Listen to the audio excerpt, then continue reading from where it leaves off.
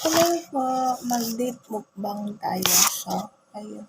Dates or tamor or tamar. Sa ibang lugar po, ang tawag dito is tamar. So, dito po sa amin, sa bahay, ewan ko lang po, or dito sa Riyadh is tamor po ang tawag namin dito sa date. Ayun po. May iba't ibang klase po tayo ng dates. Hindi po ako expert, pero ito lang po yung nakikita ko dito sa bahay. So, ito po yung first dates po is medyo malaki po siya. Kumpara po dito. Tapos, meron pa rin dito isa medyo mas maliit. So, parang ito yung extra large.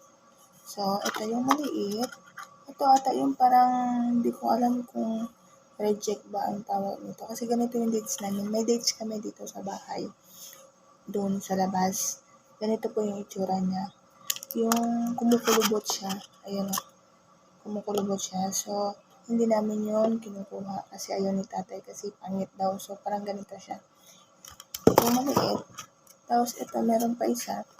Medyo parehas sila.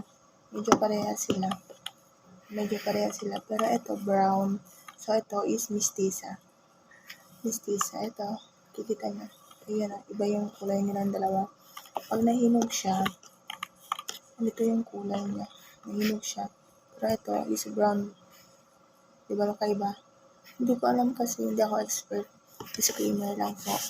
Okay, so ito yung pinakamalaki sa lahat. Sa nakikita nyo, yung sizes niya. Parang parehas sila pero mas malaki lang to. So, titignan natin yung isa-isa. So, ito, hanap tayo ng hinog dito. May hinog po dito. Ayun, may hinog. So, mas gusto ko kasi yung hinog siya. Pero dito, mas gusto nila yung hinog. So, hinuhugasan ko po yan. Kasi ayoko po. Hindi kasi ito nahugasan. Hugasan natin. So, titignan natin kung ano po yung masarap. So, ganito ba rin ba kayo kumain ng dates? Ako binabalatan ko kasi parang nasasamit ako dito sa balat niya. Para siyang plastic kasi. Masarap din siya. Tapos ito, ang pangalawa. Mas gusto ko kasi yung hinog talaga siya. Yung mga ganito. Hinog siya. Para siyang yung itsura niya, yung para siyang niyog na liit. Para siyang niyog na maliit na kinukuha sa puno ng niyog. Parang ganun yung itsura niya. Hugasan ko muna tayo. Yung pangalawa. Yung mistisa.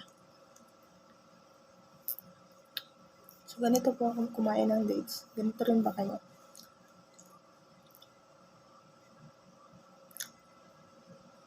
Okay din po siya kasi hindi siya anong matamis. Matamis po ito kahit walang asukal.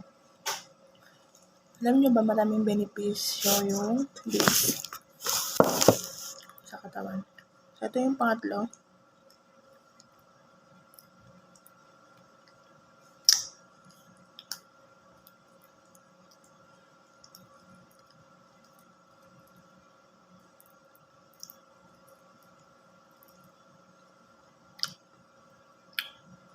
Mas matamis siya. Tapos dito naman tayo sa pinakamalaki.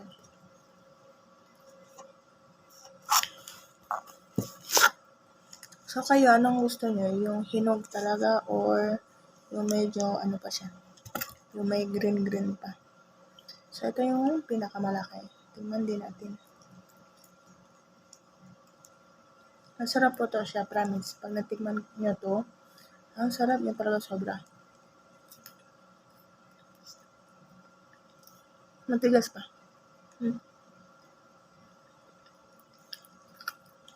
Masarap din siya. Pero hindi siya ganong matamis. Parang parehas sa dito.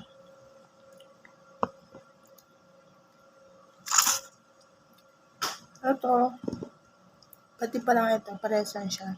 Kaso na mas malaki lang talaga ito. Masarap.